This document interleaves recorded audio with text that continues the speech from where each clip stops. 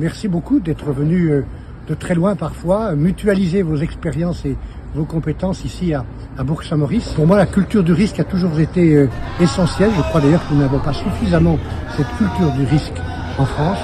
Une réparation organisée, préparée, imaginée à l'avance, c'est plus efficace, ça coûte moins cher qu'une réparation improvisée.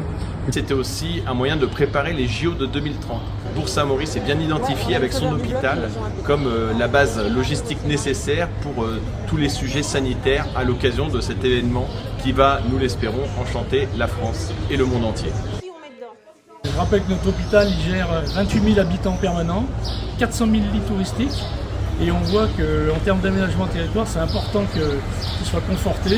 Vous allez devoir faire preuve d'innovation. L'innovation pour faire face à la crise. Cette crise qui va vous surprendre par définition. Et nous devons innover pour sauver plus de patients.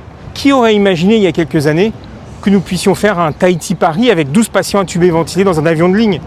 Personne probablement.